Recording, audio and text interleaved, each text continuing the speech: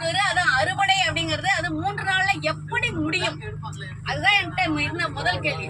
6 படை நம்ம கார்ல எடுத்துட்டு போய் 3 நாள் தங்கி பார்த்துட்டு இருந்தோம். அது கார்ல நம்ம வரப்ப இந்த ஒரு பஸ்ல இவ்வளவு பேரை அழைச்சிட்டு போயிட்டு 3 நாள்ல எப்படி முடியும் தெரியலையே.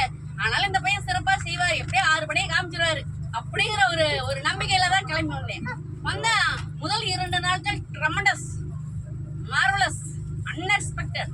அப்படி திருப்தினா 200% எனக்கு திருப்தி.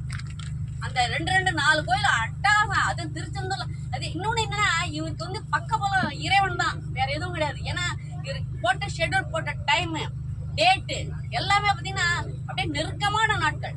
ஆனா அந்த நெருக்கத்திலயும் இவருக்கு எந்த தொந்தரவும் இல்லாம கடவுள் அப்படியே பண்ணிட்டாரு. இன்றைக்கு பாத்தீங்கன்னா நம்ம கோவில் பார்த்தது வரைக்கும் திருப்தி, ரொம்ப திருப்தி. முருகனை பாத்தீங்கன்னா நம்பவே முடியல.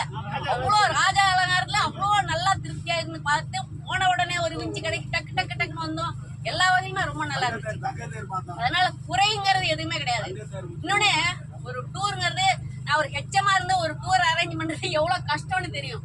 இவ்வளவு பிள்ளைங்களையும் அழைச்சிட்டு போகணும், இந்த டீச்சருங்களையும் அழைச்சிட்டு போகணும். பிள்ளைங்க கூட நம்ம சொல்றதை கேட்டுரும். இந்த டீச்சருங்க தெக்க வேணா வடக்கா போய் நிற்கும், வேணுட்டு இந்த நேரம் தான் நம்மளை பழிவாங்கும்.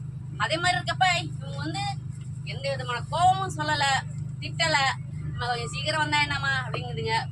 ஒரு 20 நிமிஷம் ஒரு ஆளை தேடி கண்டுபிடிச்சு இழுத்துட்டு வராங்க. எவ்வளவு கஷ்டமானது பாருங்க. நம்மளால தான் வந்த உடனே என்ன செய்வோம், எங்க போய் தொலைஞ்சா சொன்னோம்ல, எங்க போய் தொலைஞ்சாமா அதெல்லாம் இவன் கேட்கல.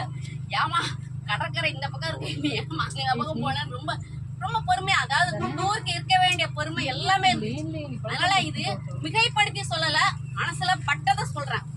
இன்னொன்னு ஒன்னே ஒண்ணு சொல்ல விரும்புறேன், இதை ஆஃப் பண்ணிக்கலாம்.